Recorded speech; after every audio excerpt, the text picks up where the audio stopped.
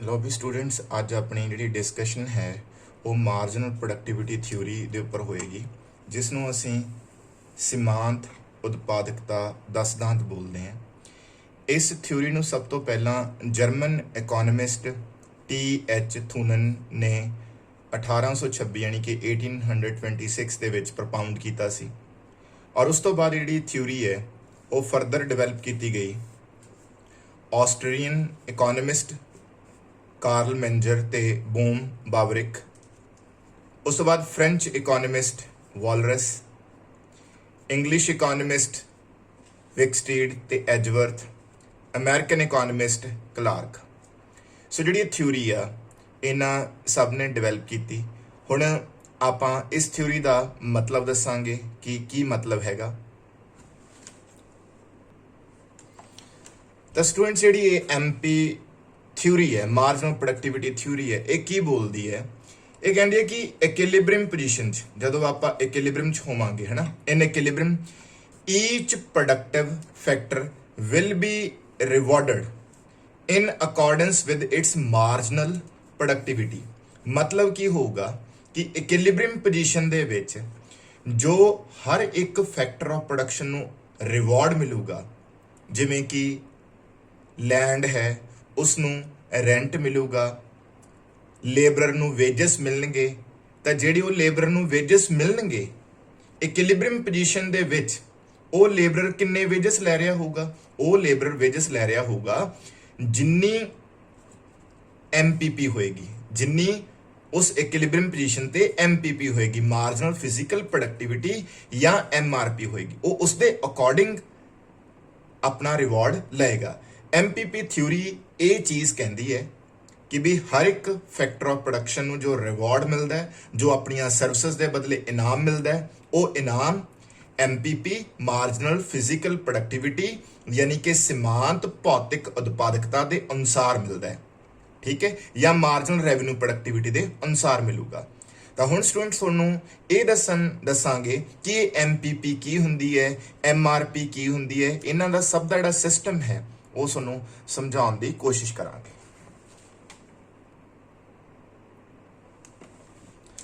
ਤਾਂ ਸਟੂਡੈਂਟ ਜਿਹੜੀ ਅਸੀਂ ਤੁਹਾਡੇ ਨਾਲ ਡਿਸਕਸ਼ਨ ਕਰਨੀ ਆ ਹੁਣ ਉਹ ਜਿਵੇਂ ਸਭ ਤੋਂ ਪਹਿਲਾਂ ਮੈਂ ਟੋਟਲ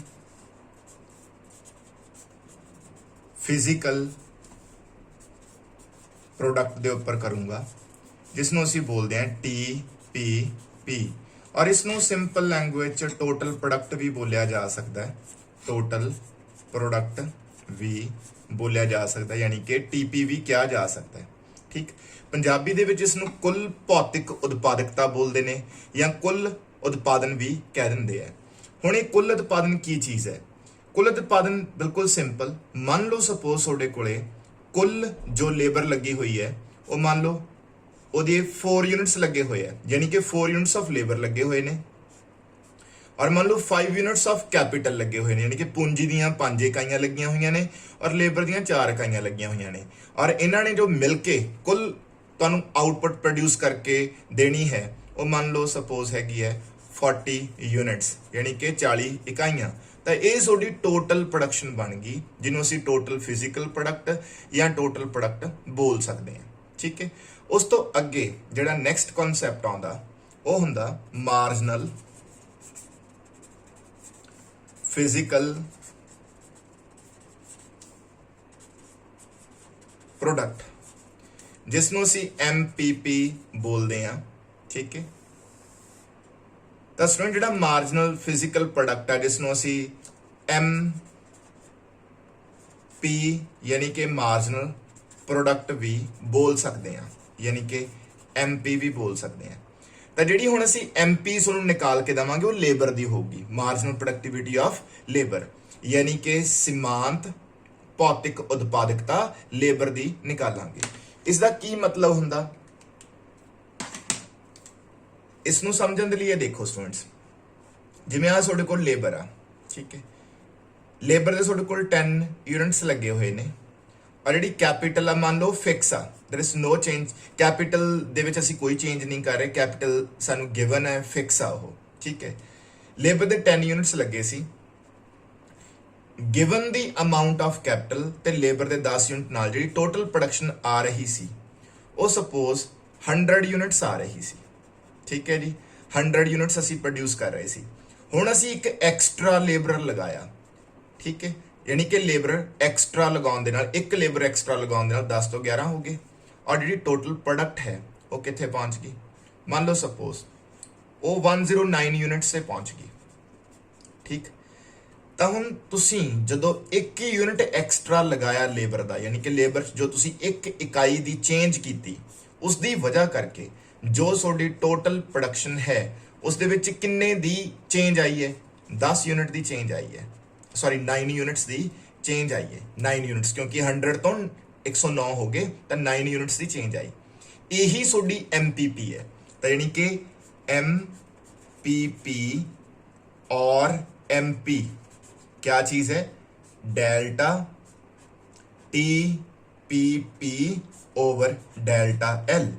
ठीक, यानी कि MPP ਦਾ ਮਤਲਬ ਇਹ ਹੁੰਦਾ ਹੈ ਕਿ ਅਗਰ ਤੁਸੀਂ ਆਪਣੇ ਵੇਰੀਏਬਲ ਫੈਕਟਰਸ ਦੇ ਫੈਕਟਰ ਆਫ ਪ੍ਰੋਡਕਸ਼ਨ ਦੇ ਵਿੱਚ 1 ਯੂਨਿਟ ਦੀ ਚੇਂਜ ਕਰਦੇ ਹੋ ਤਾਂ ਉਸ ਚੇਂਜ ਦੀ ਵਜ੍ਹਾ ਕਰਕੇ ਟੋਟਲ ਪ੍ਰੋਡਕਸ਼ਨ 'ਚ ਕਿੰਨੀ ਚੇਂਜ ਆਉਂਦੀ ਹੈ ਉਸ ਨੂੰ ਅਸੀਂ ਮਾਰਜਨਲ ਪ੍ਰੋਡਕਟ ਬੋਲਦੇ ਹਾਂ। ਹੁਣ ਜਿਵੇਂ ਕਿ ਐਗਜ਼ਾਮਪਲ ਡੈਲਟਾ L ਮਤਲਬ ਤੁਸੀਂ ਲੇਬਰ 'ਚ 1 ਯੂਨਿਟ ਦੀ ਚੇਂਜ ਕੀਤੀ, ਉਹਦੀ ਵਜ੍ਹਾ ਨਾਲ ਤੁਹਾਡੀ ਟੋਟਲ ਪ੍ਰੋਡਕਸ਼ਨ 'ਚ ਕਿੰਨੀ ਚੇਂਜ ਆਈ? 9 ਯੂਨਿਟਸ ਦੀ। ਠੀਕ ਹੈ, ਤਾਂ ਇਹ ਤੁਹਾਡੀ MPP ਆਫ ਲੇਬਰ ਹੋਗੀ। ਯਾਨੀ ਕਿ ਜਿਹੜੀ ਤੁਹਾਡੀ MP ਆਫ L ਯਾਨੀ ਕਿ marginal productivity of labour of 11th, ਠੀਕ ਹੈ, ਮਾਰਜਨਲ ਪ੍ਰੋਡਕਟਿਵਿਟੀ ਆਫ 11th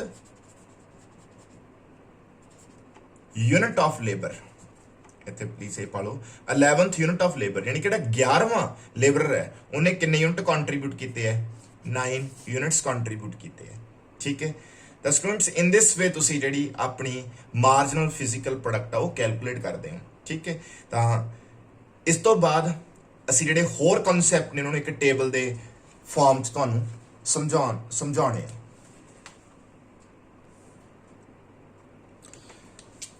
लो भी स्टूडेंट्स उन्होंने समझण दे लई असी इत्थे लेबर लिख रहे हैं, इत्थे टोटल प्रोडक्शन, इत्थे तुहाडी MPP और इस जगह ते असी लिख रहे हैं AR यानी कि प्राइस, जो भी चीज़ तुसी सैल करोगे दा प्राइस, और AR और MR। ठीक है, इन्होंने असी इक्वल टू इस करके पाता क्योंकि असी परफेक्ट कॉम्पीटिशन की डिस्कशन कर रहे हैं, यानी कि सारी डिस्कशन दे विच असी परफेक्ट कॉम्पीटिशन यानी कि पूर्ण प्रतियोगिता बाजार की एक मान्यता लैके चल रहे हैं, इस करके AR = MR है। उस तो बाद स्टूडेंट्स इत्थे असी MRP कैलकुलेट करांगे, और जी MRP कैलकुलेट होगी किवें आऊगी? ये MPP नूं MR नाल मल्टीप्लाई करके आएगी, और उस तो बाद असी कैलकुलेट करांगे VMP, और ये VMP ये आएगी MPP नूं AR नाल मल्टीप्लाई करके। ठीक है जी, तो हुण सपोज करो पहला साडे कोल बिल्कुल लेबर नहीं लगी हुई, फिर असी 1 यूनिट लगाया, फिर असी 2 यूनिट लगाए लेबर दे, फिर 3, दैन फिर 4, दैन फिर 5। ठीक है, तो मान लो सपोज साडे कोल जिहड़े कैपिटल आ वो फिक्स है, वो गिवन है और फिक्स आ वो। ठीक, जो असी कुछ भी लेबर नहीं लगाई तो सारी टोटल आउटपुट कितनी है? 0 है। फिर उस तो बाद जो 1 यूनिट ऑफ लेबर लगाया तो टोटल आउटपुट 5 ते पहुंच गई, जो 2 यूनिट्स ऑफ लेबर लगाई तो 9 ते पहुंच गई, फिर 12, फिर 14 ते, दैन 15 ते। उस तो बाद असी MPP निकालांगे। तो MPP देखो स्टूडेंट्स, जो असी 0 तो 1 किया लेबर, 1 यूनिट की चेंज की, यानी कि 1 यूनिट नाल लेबर नूं इनक्रीज किया, कितनी चेंज आई टोटल प्रोडक्शन च? 5 यूनिट्स दी। फिर मैं 1 तो 2 की लेबर, 1 तो 2 की, यानी कि 1 यूनिट फिर ऑफ लेबर में ऐड किया। What is a change in TP? तो 4 की चेंज आई है ना। फिर 1 यूनिट ऐड किया तो 3 की चेंज, फिर 1 यूनिट ऐड किया तो 2 की चेंज, फिर 1 यूनिट ऐड किया तो 1 की चेंज। इन दिस वे तुहाडे कोल जिहड़ी MPP आ वो फर्स्ट यूनिट ऑफ लेबर दी 5, फिर 4, फिर 3, फिर 2, फिर 1, और ये लगातार फॉल कर रही है। और ये लगातार इस करके फॉल कर रही है क्योंकि ये वाला लॉ अप्लाई हो रहा है, लॉ ऑफ डिमिनिशिंग रिटर्न्स, और ये लॉ आप ऑलरेडी ਥਿਊਰੀ ਆਫ ਪ੍ਰੋਡਕਸ਼ਨ ਦੇ ਵਿੱਚ ਪੜਿਆ ਹੋਇਆ ਹੈ, ਕਲੀਅਰ, ਜਿਹਨੂੰ ਅਸੀਂ ਘਟਦੇ ਪ੍ਰਤੀਫਲ ਦਾ ਨਿਯਮ ਬੋਲਦੇ ਹਾਂ।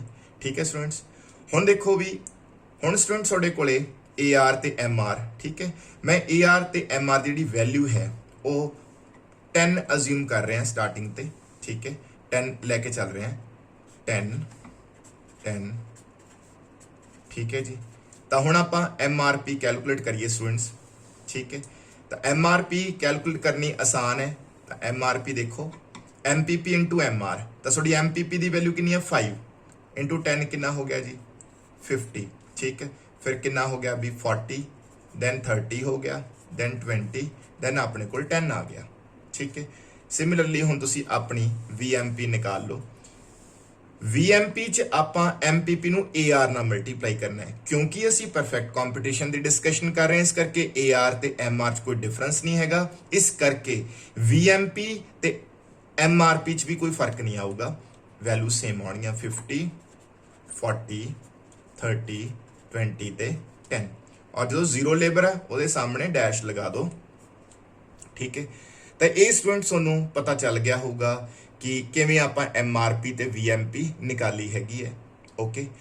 ਤਾਂ ਹੁਣ ਇੱਕ ਚੀਜ਼ ਹੋਰ ਇਹ 'ਚ ਆਪਾਂ ਨੋਟਿਸ ਕਰਨੀ ਹੈਗੀ ਹੈ ਜਿਹੜੀ ਬੜੀ ਜ਼ਰੂਰੀ ਹੈ, ਔਰ ਉਹ ਇਹ ਕਿ ਤੁਸੀਂ ਨੋਟਿਸ ਕੀਤਾ ਕਿ ਜਿਵੇਂ ਜਿਵੇਂ ਆਪਾਂ ਲੇਬਰ ਇਨਕਰੀਜ਼ ਕਰੀ ਜਾ ਰਹੇ ਹਾਂ, MPP ਜਿਹੜੀ ਆ ਉਹ ਫਾਲ ਹੁੰਦੀ ਜਾ ਰਹੀ ਹੈ, ਔਰ MPP ਫਾਲ ਹੁੰਦੀ ਜਾ ਰਹੀ ਹੈ, ਜਿਸ ਵਜ੍ਹਾ ਕਰਕੇ MRP ਵੀ ਲੇਬਰ ਦੇ ਇਨਕਰੀਜ਼ ਹੋਣ ਦੇ ਨਾਲ ਨੀਚੇ ਜਾ ਰਹੀ ਹੈ, ਔਰ VMP ਵੀ ਨੀਚੇ ਜਾ ਰਹੀ ਹੈ। ਔਰ ਕਿਉਂਕਿ ਸਾਡੀ AR ਤੇ MR ਬਰਾਬਰ ਹੈ, ਇਸ ਕਰਕੇ ਸਾਡੀ MRP ਤੇ VMP ਦੀ ਜਿਹੜੀ ਵੈਲਿਊ ਹੈ ਉਹ ਵੀ ਬਰਾਬਰ ਹੈ। ਹੁਣ ਅਸੀਂ ਡਰਾ ਕਰਾਂਗੇ ਸ਼ੇਪ, MRP ਦੀ ਸ਼ੇਪ ਤੇ MPP ਦੀ ਸ਼ੇਪ, ਠੀਕ ਹੈ ਸਟੂਡੈਂਟਸ। ਉਹ ਦੇਖੋ ਜੀ, ਉਹ ਬਿਲਕੁਲ ਸਿੰਪਲ ਹੈ। ਇੱਥੇ ਅਸੀਂ ਲੇਬਰ ਲੈ ਰਹੇ ਹਾਂ ਔਰ ਇਸ ਸਾਈਡ ਅਸੀਂ MPP ਲੈ ਰਹੇ ਹਾਂ, ਠੀਕ। ਔਰ ਦੇਖੋ ਜਦੋਂ MPP 5 ਯੂਨਿਟਸ ਆ, ਉਸ ਵਕਤ ਲੇਬਰ ਦੇ ਮੇਰੇ ਕੋਲ ਕਿੰਨੇ ਯੂਨਿਟ ਹੈ 1 ਹੈ। ਜਦੋਂ ਇਹ 4 ਹੈ ਤਾਂ ਕਿੰਨੇ ਨੇ ਵੀ 2 ਯੂਨਿਟਸ ਨੇ ਲੇਬਰ ਦੇ। ਜਦੋਂ ਇਹ 3 ਹੈ ਤਾਂ ਮੇਰੇ ਕੋਲ 3 ਯੂਨਿਟਸ ਨੇ। ਜਦੋਂ ਇਹ 4 ਹੈ, ਜੋ ਇਸ ਵਕਤ 2 ਨੇ, MPP 2 ਹੈ, ਉਦੋਂ ਲੇਬਰ 4 ਹੈ, ਠੀਕ, ਐਂਡ ਸੋ ਔਨ। ਤਾਂ ਇਹਨਾਂ ਨੂੰ ਹੁਣ ਤੁਸੀਂ ਮਿਲਾ ਦਿਓ, ਠੀਕ ਹੈ। ਜਦੋਂ ਮਿਲਾਇਆ ਤਾਂ ਤੁਹਾਡੇ ਕੋਲ ਜਿਹੜੀ ਕਰਵ ਆ ਗਈ, ਇਹ MPP ਕਰਵ ਆ ਗਈ, ਜੋ ਕਿ ਉੱਪਰ ਤੋਂ ਨੀਚੇ ਨੂੰ ਆ ਰਹੀ ਹੈ, ਨੈਗੇਟਿਵਲੀ ਸਲੋਪਡ ਹੈ, ਠੀਕ ਹੈ। ਸਿਮਿਲਰਲੀ ਤੁਸੀਂ ਇੱਥੇ ਜਿਹੜੀ ਹੈ ਉਹ MRP ਵੀ ਜਿਹੜੀ ਆ ਉਹ ਕੈਲਕੂਲੇਟ ਡਰਾ ਕਰ ਸਕਦੇ ਹੋ। MRP ਦੇ ਵਿੱਚ ਵੀ ਦੇਖੋ ਸਟੂਡੈਂਟਸ, ਜਦੋਂ ਤੁਹਾਡੇ ਕੋਲੇ 1 ਯੂਨਿਟ ਆਫ ਲੇਬਰ ਆ ਤਾਂ MRP ਜਿਹੜੀ ਉਹ 50 ਹੈ। ਫਿਰ 40 ਹੈ ਜਦੋਂ ਤੁਹਾਡੇ ਕੋਲ ਲੇਬਰਰ ਕਿੰਨੇ ਹੋ ਗਏ 2 ਹੋ ਗਏ। ਦੈਨ 30 ਹੈ ਜਦੋਂ ਲੇਬਰਰ ਕਿੰਨੇ ਹੋ ਗਏ ਤੁਹਾਡੇ ਕੋਲੇ 3 ਹੋ ਗਏ। ਫਿਰ 20 ਹੈ ਜਦੋਂ ਤੁਹਾਡੇ ਕੋਲ ਲੇਬਰਰ ਕਿੰਨੇ ਹੋ ਗਏ ਵੀ 4, ਔਰ ਫਿਰ 10 ਹੋ ਗਈ MRP ਜਦੋਂ ਲੇਬਰਰ ਕਿੰਨੇ ਹੋ ਗਏ 5 ਹੋ ਗਏ। ਹੁਣ ਤੁਸੀਂ ਇਹਨਾਂ ਨੂੰ ਜੁਆਇਨ ਕਰ ਦਿਓ, ਔਰ ਜੁਆਇਨ ਕਰੋਗੇ ਤਾਂ ਤੁਹਾਨੂੰ ਸਾਫ਼ ਪਤਾ ਚੱਲ ਰਿਹਾ ਹੈ ਕਿ ਜਿਹੜੀ ਤੁਹਾਡੀ MRP ਹੈ ਉਹ ਨੈਗੇਟਿਵਲੀ ਸਲੋਪਡ ਹੈ, ਠੀਕ ਹੈ। ਤਾਂ ਸਟੂਡੈਂਟਸ ਜਿਹੜੀ ਮੈਂ MRP ਡਰਾ ਕੀਤੀ ਤੁਹਾਡੇ ਸਾਹਮਣੇ, ਇਹ ਡਰਾ ਕੀਤੀ ਹੈ ਵੈਨ ਯੂਅਰ AR ਔਰ MR ਦੀ ਜਿਹੜੀ ਵੈਲਿਊ ਹੈ ਉਹ 10 ਹੈ, ਠੀਕ ਹੈ। ਹੁਣ ਇਹਦੇ ਇੱਕ ਹੋਰ ਡਿਸਕਸ਼ਨ ਕਰਨੀ ਹੈ ਜਿਹੜੀ ਜ਼ਰੂਰੀ ਹੈ ਕਿ ਮੈਂ ਜਿਹੜੀ AR ਤੇ MR ਦੀ ਵੈਲਿਊ ਹੈ ਜਾਣ ਕੇ ਡਿਕਰੀਜ਼ ਕਰ ਰਹੇ ਹਾਂ, ਮੰਨ ਲਓ 5 ਕਰ ਰਹੇ ਹਾਂ, ਠੀਕ ਹੈ। ਇਸ ਨੂੰ ਮੈਂ ਅਲੱਗ ਕਲਰ ਦੇ ਨਾਲ ਸ਼ੋ ਕਰ ਰਿਹਾ।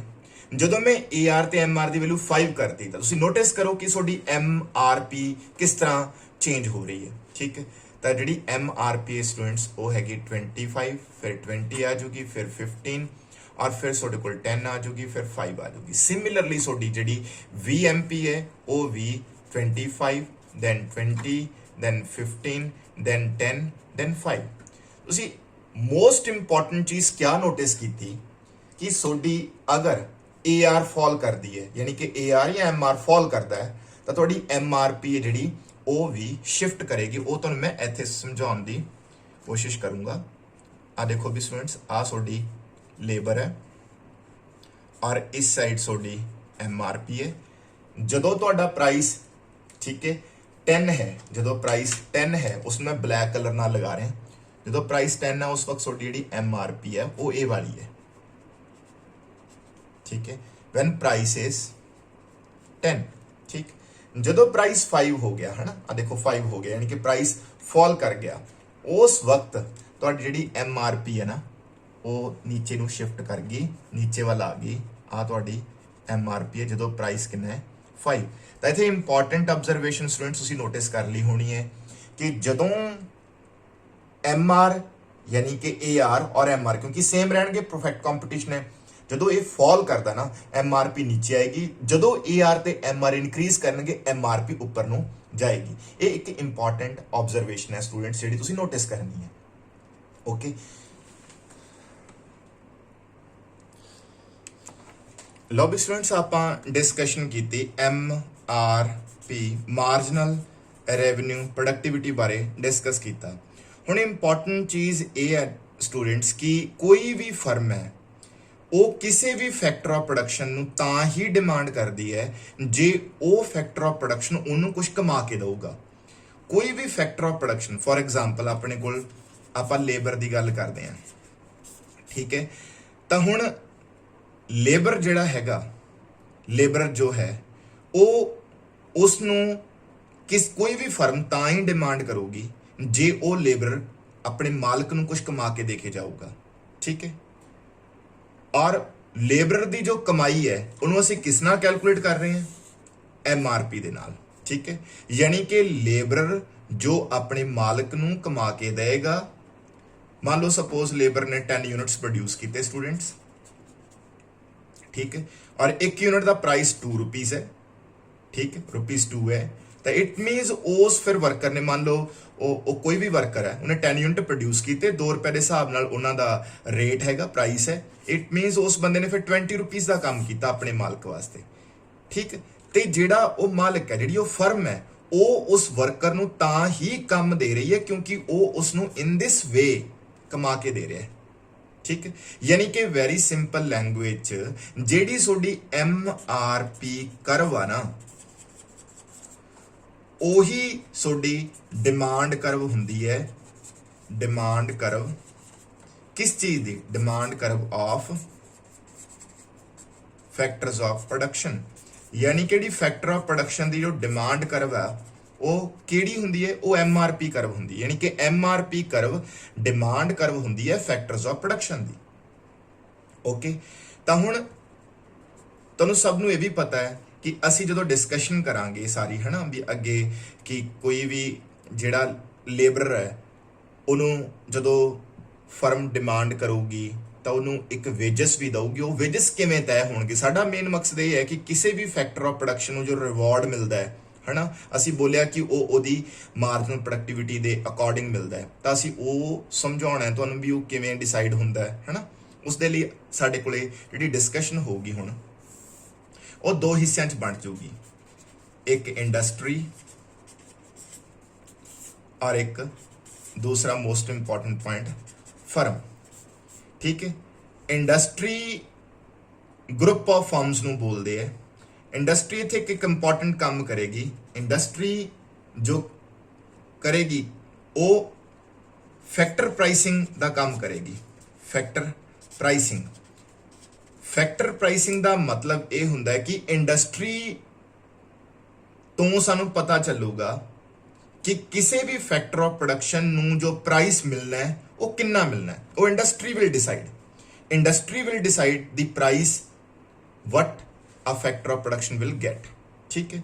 फर्म की डिसाइड करूगी, फर्म बेसिकली ये डिसाइड करूगी कि जो रेट इंडस्ट्री ने तय करता उसते फर्म नू किन्ने परसनस काम ते लगाने चाहिए है, किन्नी अमाउंट फैक्टर्स ऑफ प्रोडक्शन की लगानी चाहिए है, ये काम फर्म का होएगा। यानी कि फर्म वास्ते जिहड़ी थ्योरी होगी वो एक इंप्लॉयमेंट थ्योरी बन जाएगी, क्योंकि फर्म सिर्फ ये डिसाइड करूगी कि उन्हें किन्ने फैक्टर उस रेट ते जो कि इंडस्ट्री ने डिसाइड करता, जो फैक्टर प्राइस इंडस्ट्री ने डिसाइड करता, उस फैक्टर प्राइस ते फर्म किन्ने units of factor of production demand करेगी, ठीक है जी। ਤਾਂ ਇਹ ਹੁਣ ਡਿਸਕਸ਼ਨ ਸਟੂडेंट्स डायग्राम ਦੇ ਥਰੂ ਤੁਹਾਨੂੰ ਸਮਝਾਵਾਂਗੇ ਸਾਰੀ, ਠੀਕ ਹੈ।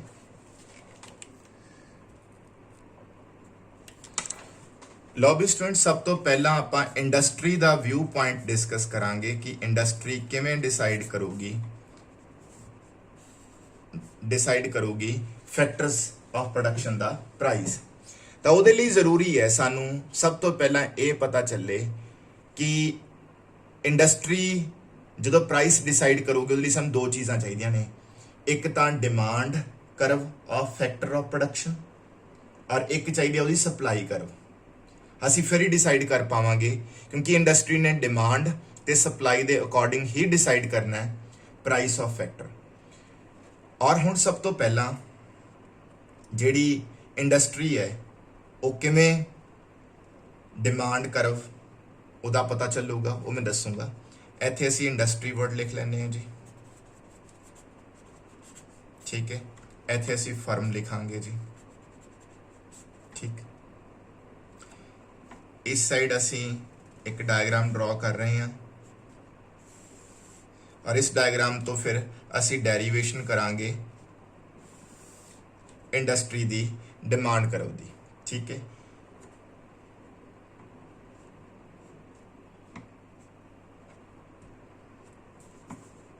ਇਸ ਸਾਈਡ ਅਸੀਂ ਫੈਕਟਰ ਪ੍ਰਾਈਸ ਲੈ ਰਹੇ ਹਾਂ, ਫੈਕਟਰ ਪ੍ਰਾਈਸ ਜਿਹਨੂੰ ਵੇਜਸ ਵੀ ਬੋਲਿਆ ਜਾ ਸਕਦਾ ਹੈ, ਠੀਕ। ਔਰ ਨੀਚੇ ਸਾਡੇ ਕੋਲੇ ਹੈ दोनों साइड क्वांटिटी ऑफ फैक्टर, ठीक है। वो लेबर हो सकती है, जो मर्जी हो सकती है, ठीक है स्टूडेंट्स। मान लो सपोज स्टूडेंट स्टार्टिंग ते जेडे वेजेस ने वो OW ने, OW वेजेस ने, ठीक है। और OW वेजेस से जी डिमांड हो रही है मान लो वर्कर दी और वो हो रही है OQ, ठीक है। OQ डिमांड हो रही है और उस तो बाद जेडे वेजेस ने वो मान लो सपोज OW1 हो जाते हैं तो जी डिमांड है मान लो सपोज वो इनक्रीज होके चली जाती है OQ1 ते, ठीक। और जी डिमांड है, जी डिमांड करव आप शो करांगे ना, ज्वाइन करो पॉइंट्स नू, जो स्टूडेंट से पॉइंट्स ज्वाइन हो गए, ठीक है। तो अपने कोले डिमांड करवा गई DD, ठीक है, जो कि MRP ते बेस्ड है, जिवें कि मैं पिछे दस्सिया ही है कि MRP ते बेस्ड है।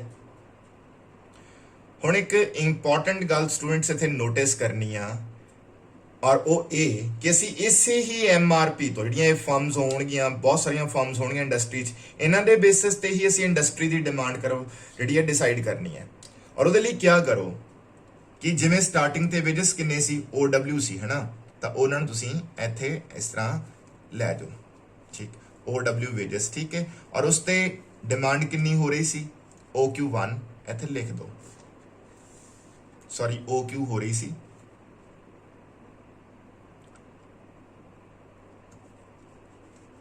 या ON लिख लो जी। मान लो इंडस्ट्री के पॉइंट ऑफ व्यू जी टोटल डिमांड हो रही है क्योंकि इंडस्ट्री बहुत सारिया फर्म्स होणगियां, है ना। हुण OW वेजेस ते जिन्नियां भी फर्म्स होणगियां वो जिन्नी भी डिमांड कर रही होणगियां वो मान लो सपोज टोटल ON है, ठीक है। वो मैं लिखती। उस तो बाद वापस आओ कि अगर जो वेजेस है वो फॉल करते हैं OW1 ते आउंदे आ तां जिहड़ी डिमांड है वो बहुत ज़्यादा इंक्रीज करेगी और जो डिमांड बहुत ज़्यादा इंक्रीज करेगी उस वक्त जिहड़ी थोड़ी MRP करवा ना वो नीचे नूं शिफ्ट करूगी। वो क्यों करूगी वो बारे हुण तुहानूं दस्सिया जाएगा। तो स्टूडेंट्स जिहड़ी चीज़ मैं रफली तुहानूं दसदा पहलां भी असीं की करन वाले हां कि अगर सपोज थोड़ी डिमांड करवा जिहड़ी कि MRP तो ही असीं कैलकुलेट करते हैं, ਅਸੀਂ ਹੁਣ ਦੱਸਾਂਗੇ ਜਦੋਂ ਵੇਜਸ ਫਾਲ ਹੋ ਜਾਂਦੇ ਨੇ ਨਾ, ਜੋ ਵੇਜਸ ਫਾਲ ਹੋ ਜਾਂਦੇ ਨੇ, ਜਿਵੇਂ ਸਾਡੇ ਕੇਸ 'ਚ OW ਤੋਂ ਵੇਜਸ ਕਿੱਥੇ ਆ ਗਏ OW1 ਤੇ ਆ ਗਏ। ਜਿਵੇਂ ਦੇਖੋ ਨੋਟਿਸ ਕਰੋ OW ਤੋਂ OW1 ਆ ਗਏ। ਜਦੋਂ ਵੇਜਸ ਫਾਲ ਹੋ ਗਏ ਨਾ उदों ज़्यादा प्रोडक्शन भी होएगी, ठीक है, क्योंकि वेजेस फॉल हो गए तो प्रोडक्शन ज़्यादा होएगी, ज़्यादा वर्कर्स हायर होणगे तो प्रोडक्शन जिहड़ी हैगी वो ज़्यादा होएगी। जो ज़्यादा प्रोडक्शन होएगी, मोर प्रोडक्शन होएगी, मोर आउटपुट प्रोड्यूस होएगी, ठीक है, ਇਹਦੀ वजह करके ਜਿਹੜੀ प्राइस ऑफ द प्रोडक्ट है ना, जो प्राइस ऑफ द प्रोडक्ट है वो फॉल करेगा, जो price of the product fall करेगा ना स्टूडेंट्स, तो तुहानू शायद याद होवे मैं एक पहला दसिया कि जो प्राइस ऑफ प्रोडक्ट फॉल कर गया, जिवें मैं हुण दिखाया सी कि पहला 10 सी, हुण मान लो 5 आ गया, तो थोड़ी जी MRP कर्व आ ना वो नीचे शिफ्ट हो रही है। उही चीज़ हुण असी इत्थे करनी सीगी कि जदों ही तुहाडा वेजेस OW तो OW1 आऊगा ना, तो एक्चुअल च की होऊगा कि MRP कर्व आ वो नीचे वाल नूं की करूगी, शिफ्ट कर जाऊगी, जो कि मैं इत्थे दिखा रहा।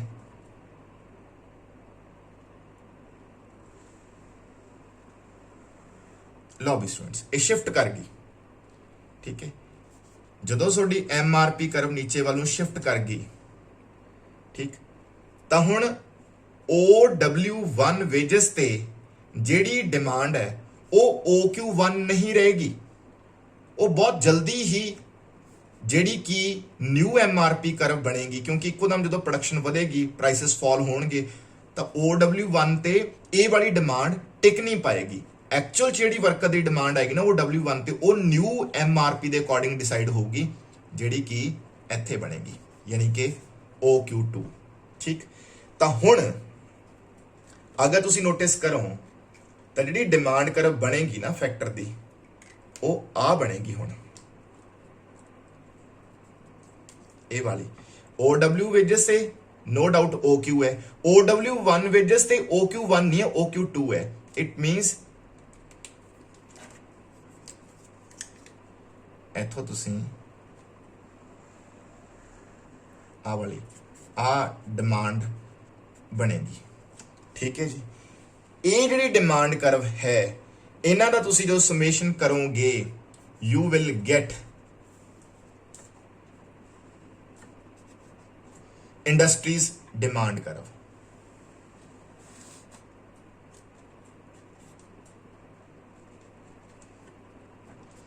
ये पूरी इंडस्ट्री की डिमांड कर्व जी थोड़े को आ चुकी है, ठीक है जी। तो स्टूडेंट जी आ DF है ना, ये फैक्टर्स की डिमांड है जो कि इस चीज़ को मन के चल रही है कि जदों भी वेजेस फॉल होंदे ने एकदम प्रोडक्शन वधूगी और उसकी वजह करके प्राइसेस फॉल होणगे, जिस करके MRP कर्व नीचे नूं आऊगी, शिफ्ट होगी, तो फिर असीं उसके अकॉर्डिंगली ही डिसाइड करते हैं कि OW1 ते जिहड़ी एक्चुअल डिमांड होएगी वो OQ1 ना होके OQ2 होगी, ਉਹਦੇ अकॉर्डिंग फिर असीं ये डिमांड कर्व डिसाइड कीती। हुण जिहड़ी ये डिमांड कर्व है जिन्नियां भी फर्म्स होणगियां उन्हां सब दी डिमांड कर्व दा जो समेशन करांगे दैट इज तुहाडे कोल की आ जाऊगा, इंडस्ट्री दी डिमांड आ जाएगी। क्लियर? हुण जिहड़ी तुहाडे कोल इंडस्ट्री डिमांड आ चुकी है, ये सब तो इंपॉर्टेंट वर्क सीगा। उस तो बाद आपां हुण सप्लाई कर्व ते डिमांड कर्व नूं लैके फैक्टर ऑफ प्रोडक्शन दा जिहड़ा प्राइस है वो डिसाइड करांगे। तो हुण स्टूडेंट्स अपनी फैक्टर प्राइस डिटर्मिनेशन आपां करांगे। फैक्टर प्राइस डिटर्मिनेशन यानी कि साधन कीमत का निर्धारण करांगे। ਉਹਦੇ ਲਈ सब तो इंपॉर्टेंट चीज़ सानू जिहड़ी चाहिदी हैगी है दैट इज डिमांड, जो कि असीं कैलकुलेट कर ली पिछली diagram. This is the demand for labour, और ये सारी जिहड़ी स्टडी है ये इंडस्ट्री के पॉइंट ऑफ व्यू तो हो रही है, क्योंकि इंडस्ट्री विल डिसाइड की प्राइस की होगा फैक्टर का। और इत्थे असीं लिखांगे सप्लाई भी ते डिमांड भी किस दी, supply and demand of factor, जो भी थोड़े फैक्टर हैगा, ठीक है। और इस साइड ते थोड़े को आऊगा factor price. Factor price rent हो सकता, वेज हो सकता, कुछ मर्जी हो सकता, ठीक है जी। फैक्टर प्राइस हुण जिहड़ी सप्लाई कर्व आ वो ड्रॉ करिए, क्योंकि असी परफेक्ट कॉम्पीटिशन लै रहे हैं, मार्जिनल फिजिकल प्रोडक्टिविटी थ्रू असी मन के चल रहे हैं, और असी ये भी मन के चल रहे हैं कि इकोनॉमी च फुल इंप्लॉयमेंट है, दैट्स वाई सप्लाई करव वो एक बिल्कुल सीधी, ठीक है, यानी कि एक वर्टिकल लाइन होएगी। ਜਿਹੜੀ ਇਹ वर्टिकल लाइन है हुणे डिमांड को जिथे भी कट करेगी वो वाला फैक्टर प्राइस ਜਿਹਨੂੰ ਅਸੀਂ OW वेज बोल लो कुछ मर्जी बोलो डिसाइड हो जाएगा। हुण this is the factor price OW जिसनों आपां डिमांड ते सप्लाई दे, ठीक है, इंटरैक्शन दे नाल फाइंड आउट कीता। डिमांड करव असीं किस तरह ड्राइव कीती है उसनों पता ही है कि MRP जो करव हुंदी है, ठीक है, उस दे बेसिस ते फर्म्स डिमांड करदियां ने, फिर फर्म्स दी जो डिमांड हुंदी है उन्हां दी समेशन करके असीं इंडस्ट्री दी डिमांड करव निकाली हैगी है। और जी सप्लाई करव उन्होंने असीं एक वर्टिकल करव मान के चल रहे हैं, क्योंकि असीं इसनूं वर्टिकल इस करके लिया है क्योंकि फुल इंप्लॉयमेंट दी जिहड़ी अजम्पशन है वो असीं लैके चल रहे हैं। जिथे ये कट हो गया आपस उत्थे डिसाइड हो गया फैक्टर प्राइस। हुण firm they point of view तो डिस्कशन होएगी।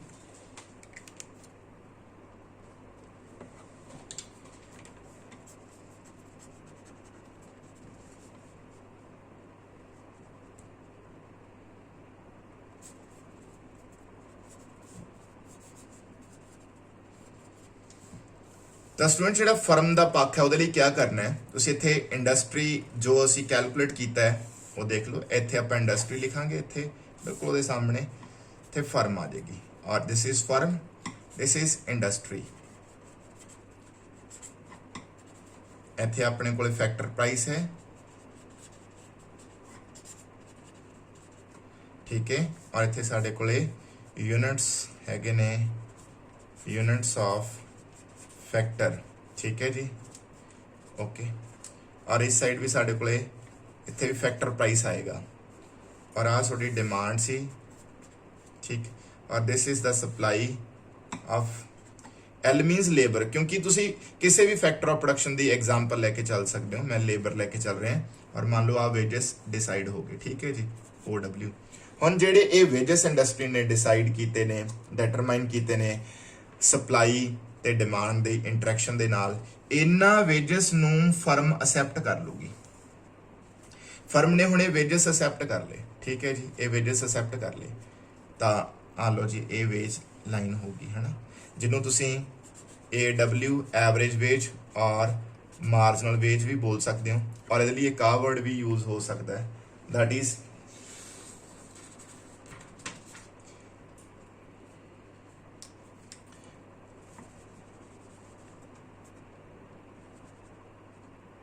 MFC।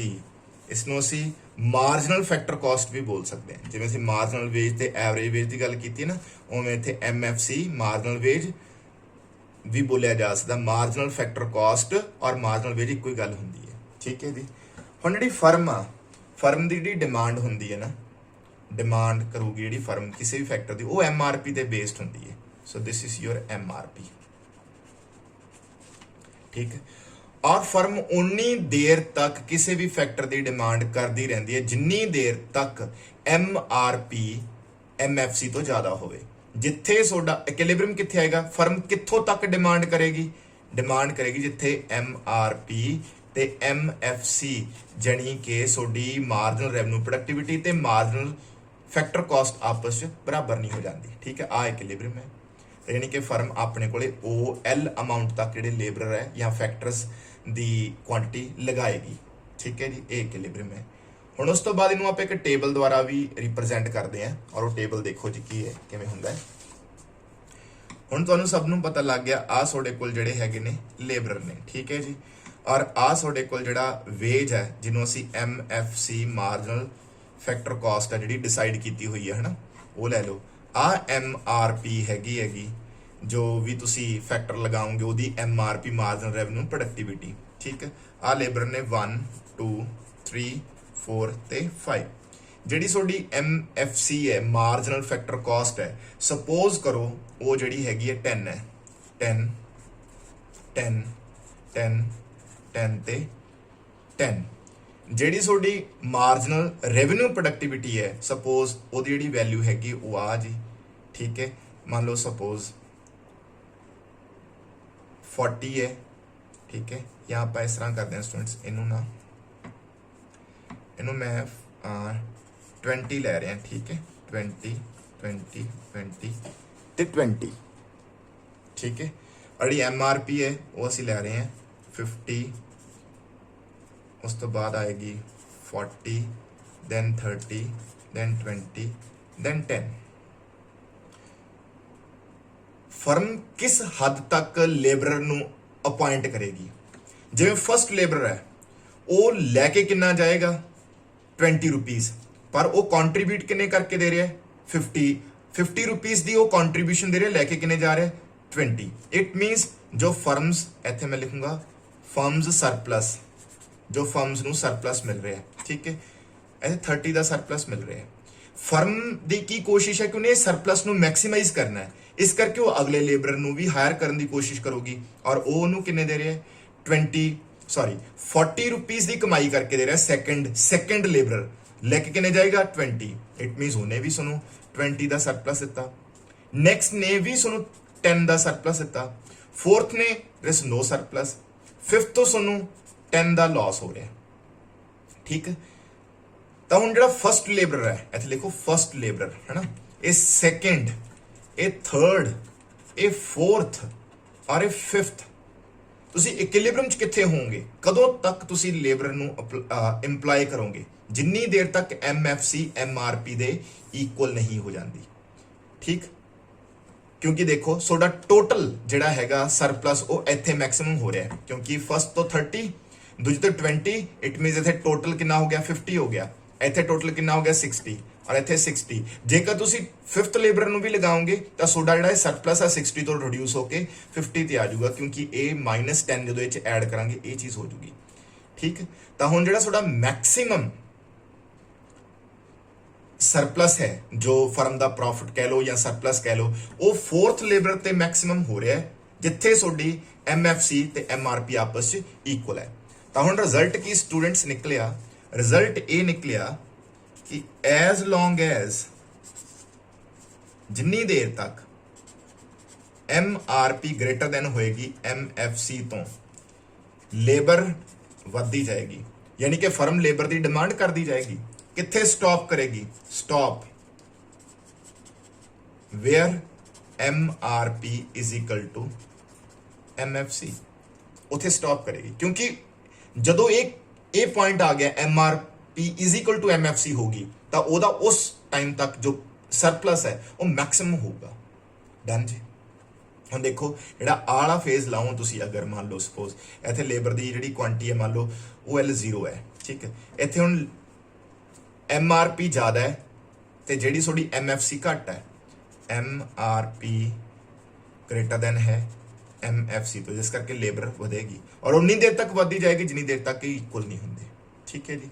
तो स्टूडेंट्स इत्थे तुहाडी जिहड़ी थ्योरी की एक्सप्लेनेशन है वो खत्म होंदी है।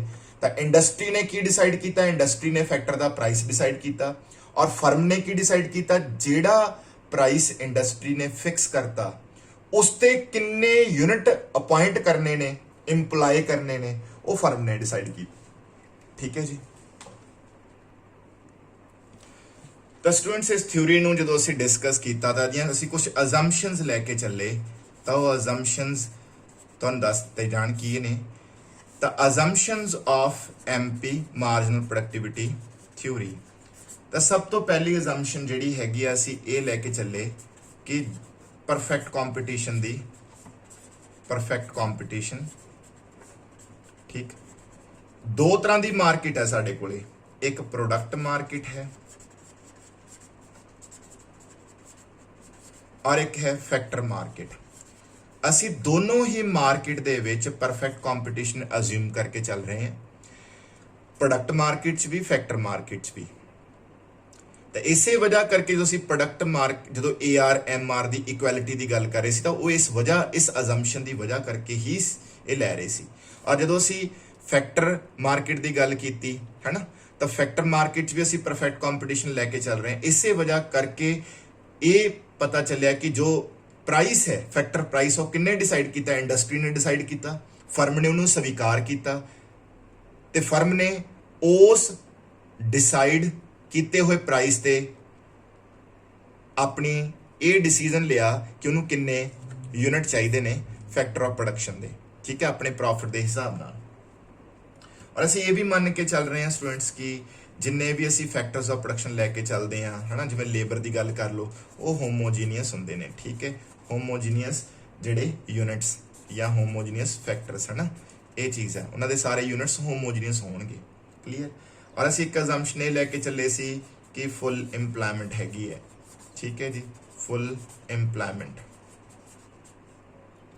ਤਾਂ ਇਹ ਸਭ ਕੁਝ ਅਸੀਂ ਅਜ਼ੰਪਸ਼ਨ ਲੈ ਕੇ ਚੱਲੇ ਸੀ। ਮੇਨ ਅਜ਼ੰਪਸ਼ਨ ਸਟੂਡੈਂਟਸ ਇਹ ਵਾਲੀਆਂ ਨੇ, ਤੇ ਇਹਨਾਂ ਦੀ ਹੈਲਪ ਨਾਲ ਤੁਹਾਨੂੰ ਥਿਊਰੀ ਸਮਝਾਈ। ਹੋਪ ਸੋ ਤੁਹਾਨੂੰ ਸਾਰਾ ਕੁਝ ਸਮਝ ਆ ਗਿਆ ਹੋਵੇਗਾ। Thank you.